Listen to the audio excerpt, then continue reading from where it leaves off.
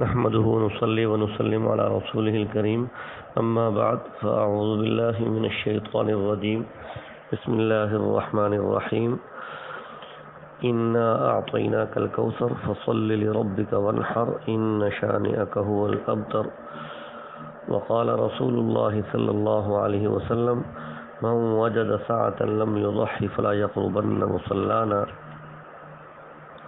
وقال رسول الله صلى الله عليه وسلم يا أيها الناس على كل أهل بيت في كل عام أضحية وقال رسول الله صلى الله عليه وسلم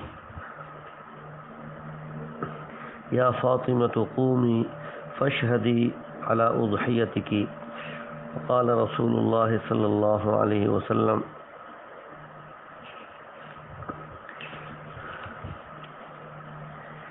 من ذبح قبل الصلاة فليذبح شاة مكانها او کما قال علیہ الصلاۃ والسلام۔ میرے محترم بھائیوں اور دوستو، ایک صاحب نے سوال کیا ہے کہ قربانی کس مسلمان پر، مرد اور عورت پر واجب ہے؟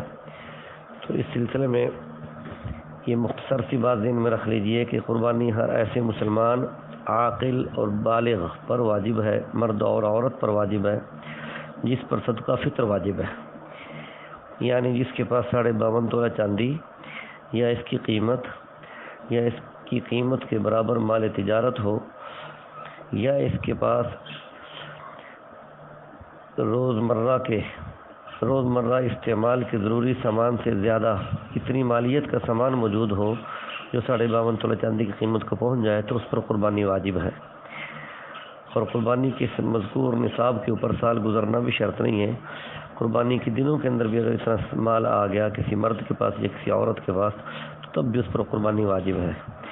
اس سے کم مالیت والے شخص پر اور مسافر پر قربانی واجب نہیں ہے، البتہ وہ بھی اگر کر دیں تو ان کو بھی ثواب مل جائے گا۔ اس لیے جیسے مردوں پر قربانی واجب ہے، عورتیں بھی اپنی مالی حیثیت معلوم کر کے اس کے مطابق قربانی ادا کریں۔ اور پھر فتاوی رحیمیہ میں لکھا ہے کہ اگر ایک گھر کے اندر کئی عاقل بالغ افراد صاحب نصاب موجود ہوں تو ہر ایک کے اوپر علیحدہ قربانی واجب ہے۔ سارے گھر والوں کی طرف سے ایک قربانی کافی نہیں ہوگی، کیونکہ قربانی کا تعلق عبادت سے ہے، گھر کی عمارت اور دیواروں کے ساتھ نہیں ہے، بلکہ گھر کے عاقل بالغ صاحب نصاب مقیم مسلمان افراد کے ساتھ ہے۔ تو شرعاً مرد اور عورت ہر فرد کی ملکیت علیحدہ شمار ہوتی ہے، حتیٰ کہ شوہر کی ملکیت الگ اور عورت بیوی کی ملکیت الگ واجب ہوتی ہے، الگ شمار ہوتی ہے، تو ہر ایک کا تعلق الگ سمجھا جائے گا۔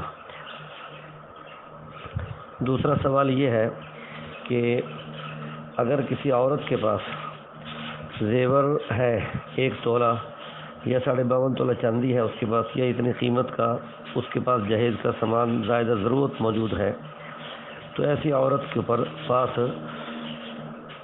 نقدی نہیں تو وہ کیا کرے؟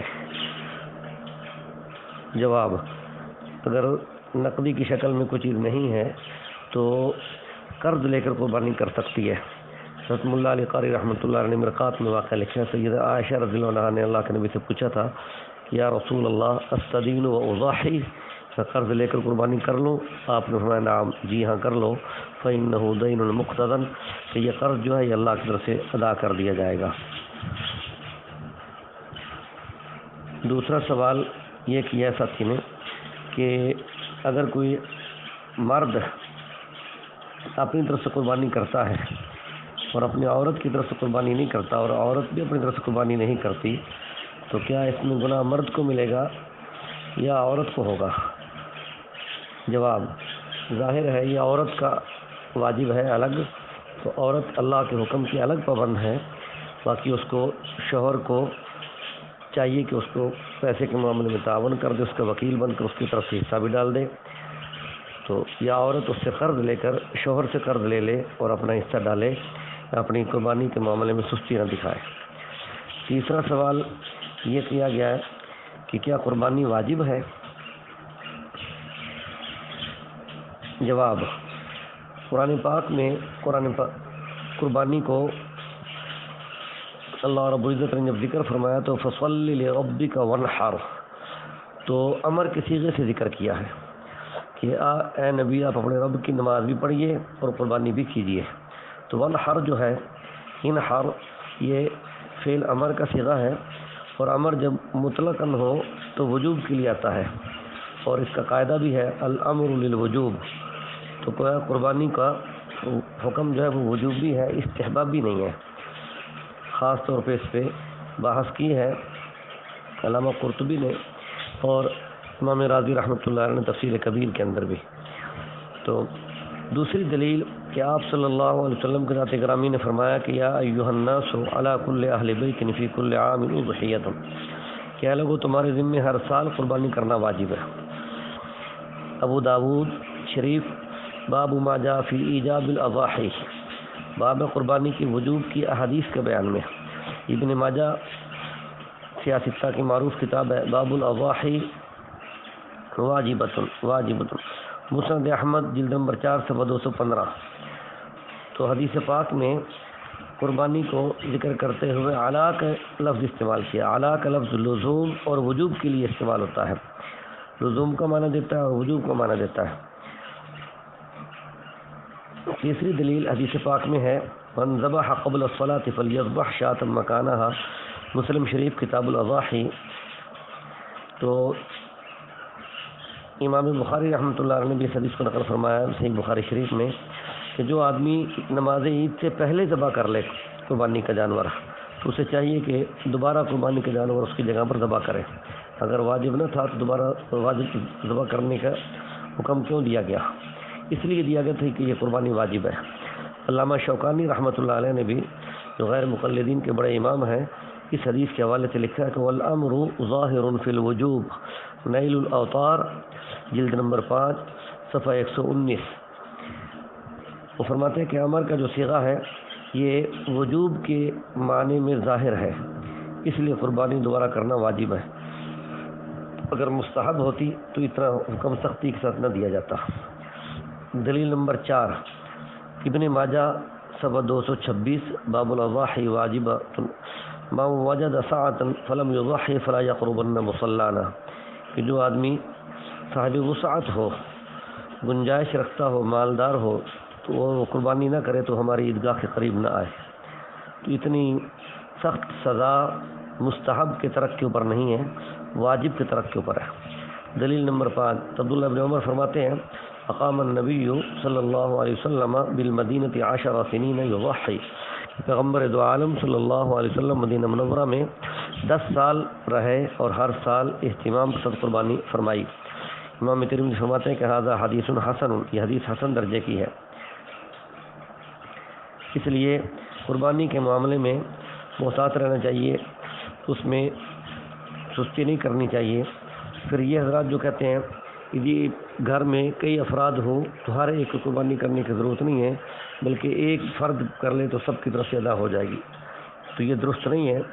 اوجز المسالک کتاب کا نام ہے شرح موطا امام مالک، اس میں جلد نمبر 4 صفحہ 231 پر عبداللہ بن عمر کا فتویٰ منقول ہے کہ یضحی عن کل من فی البیت بشاۃ شاۃ، کہ گھر کے ہر فرد کی طرف سے ایک ایک بکری قربانی کرنا ضروری ہے۔ باقی اپنی بیویوں کی طرف سے قربانی کرنا یہ بھی آپ صلی اللہ علیہ وسلم کا طریقہ ہے۔ صحیح بخاری شریف باب الاضحیہ کے اندر یہ الفاظ ہیں ضحى رسول اللہ صلی اللہ علیہ وسلم عن ازواجہ بالبقرہ، کہ پیغمبر دو عالم صلی اللہ علیہ وسلم نے قربانی فرمائی اپنی بیویوں کی طرف سے گائے کی۔ تو اس لیے اپنی بیوی کی طرف سے بھی اگر قربانی شوہر کر لیتا ہے، اس کا حصہ ڈال دیتا ہے تو بہت عمدہ بات ہے۔ بلکہ مالدار کو اور غریب کو بھی وہ اپنی طرف سے قربانی بطور گفٹ بھی پیش کر سکتا ہے، قربانی کا ہدیہ، قربانی کا حصہ۔ اللہ عمل کے توفیق عطا فرمائے۔ باقی خنثی جو نہ نر ہو نہ مادہ ہو، ایسے جانور کی قربانی درست نہیں ہے، اس سے بچا جائے۔ اور بھینس کی قربانی درست ہے، کٹے کی قربانی درست ہے، اس میں شک نہیں کرنا چاہیے۔ پوری امت کا اجماع بھی ہے، اتفاق بھی ہے، اور ہمارے جو اہل حدیث بھائی ہیں ان کی بھی تمام کتب کے اندر اس کی تفصیل موجود ہے۔ حتیٰ کہ فتاوی ثنائیہ مولانا ثناء اللہ مرسری صاحب نے جلد نمبر 1 صفحہ 805 پر اس میں لکھا ہے کہ گائے کی طرح اس کی قربانی بھی درست ہے، اور فتاوی نظیریہ جلد نمبر 3 صفحہ 257 پر لکھا ہے کہ بھینس گائے کے حکم میں ہے، اور فتاوی ستاریہ مفتی عبدالستار جماعت غرباء اہل حدیث کے چوٹی کے عالم ہیں، ان کے فتاوی ستاریہ حصہ نمبر 2 اور صفحہ نمبر 1 پر لکھا ہے کہ بھینس کی قربانی درست ہے۔ اللہ عمل کے توفیق عطا فرمائے۔ بقیہ تفصیل میں کٹے کی قربانی کی میں الگ تفصیل سے بیان کر دوں گا۔